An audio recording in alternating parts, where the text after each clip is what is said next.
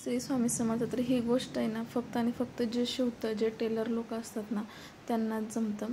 तर ती कोणती गोष्ट, तर मी हा जो ब्लाऊज शिवलेला आहे ना त्याला योगपट्टी वेगळी लावलेली आहे. तर ती कशासाठी, तर मी तुम्हाला सांगते की झाला असा विषय की सकाळी सकाळी माझं काम चालूच होतं, तेवढ्यात एक आजी आल्या की म्हटलं की मला आहे ना अर्जंट जायचं आहे बाहेर, तर मला आहे ना ब्लाऊज शिवून दे. त्यांनी हा ब्लाऊज पीस दिलेला मला.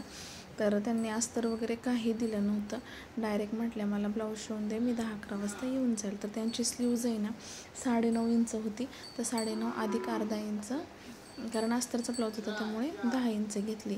छातीगेर 10 इंच आणि कमर घेर आहे ना जवळजवळ त्यांचा 34 होता. अशा प्रकारे ब्लाऊजचं माप होतं.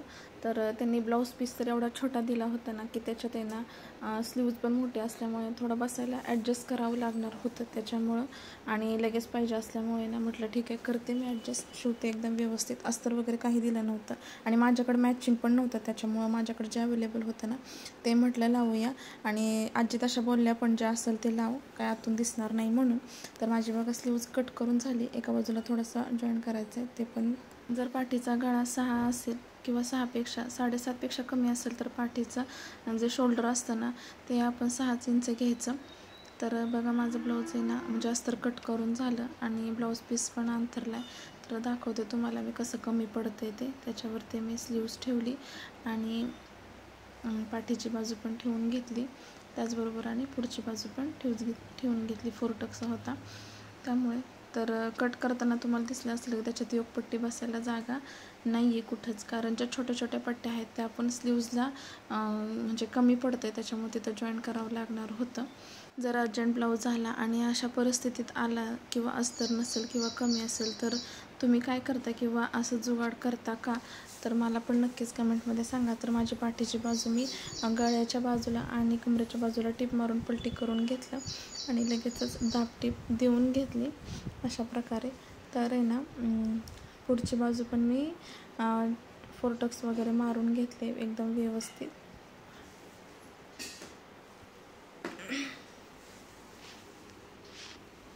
तर आता मी आहे ना टक्सला टिप मारून घेते अशा पद्धतीने. मधोमध टिप मारली ना बरोबर तर एकदम पफ छान येतो. तर बघा एकदम व्यवस्थित आपल्या टिप मारून झालेल्या आहेत. आणि आता मेन विषय म्हणजे ना योगपट्टी नाही आहे, त्याच्यामुळे ना माझ्याकडे जे ब्लाऊज पीस शिवायला येतात ना 2x2 मधले सिंगल कटोरीचे किंवा सिंगल साधे ब्लाऊज, तर त्यातूनच असं कापड राहिलेलं, त्यामुळे म्हटलं चला ह्याला ना पिवळा कलर आहे तर मॅचिंग होऊन जाईल म्हणून मी त्याच्याच योगपट्ट्या काढल्या.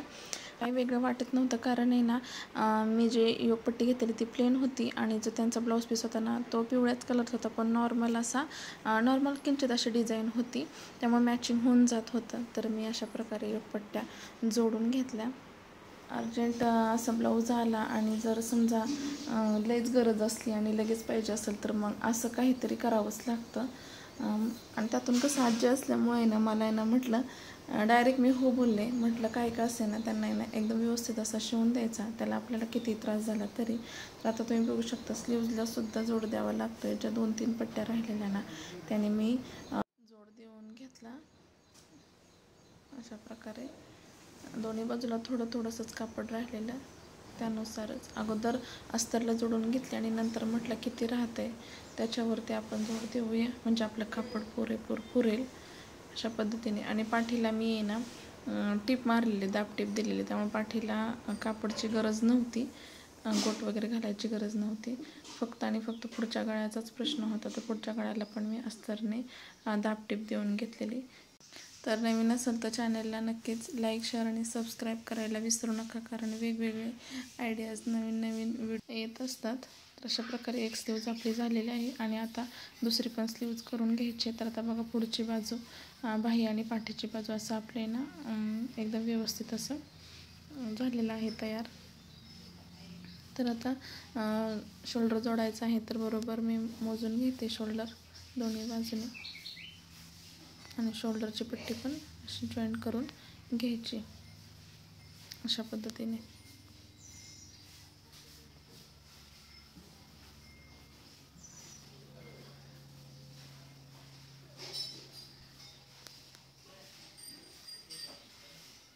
तर आपलं शोल्डर जोडून झालेलं आहे.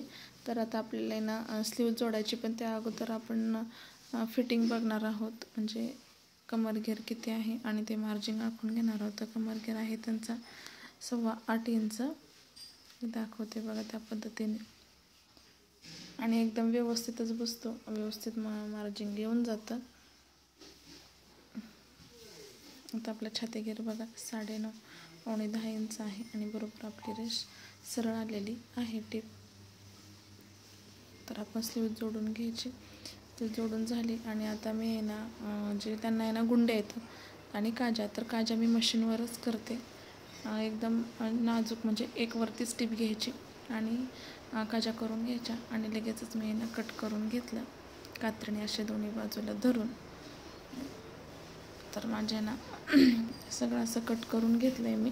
कट करून झालं आणि बघू शकता अशा पद्धतीने नॉर्मलच कट करून घ्यायचं आहे. तर तुम्ही बघू शकता आपला ब्लाऊज असा रेडी झालेला आहे, एकदम व्यवस्थित. म्हणजे फिनिशिंग वगैरे कसं आहे ते तुम्ही मला सांगाच.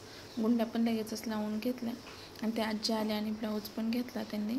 तर लगेच त्यांनी घालून बघितला, त्यांना आवडला. व्हिडिओ पाहिल्याबद्दल धन्यवाद आणि भेटूया नंतरच्या व्हिडिओमध्ये.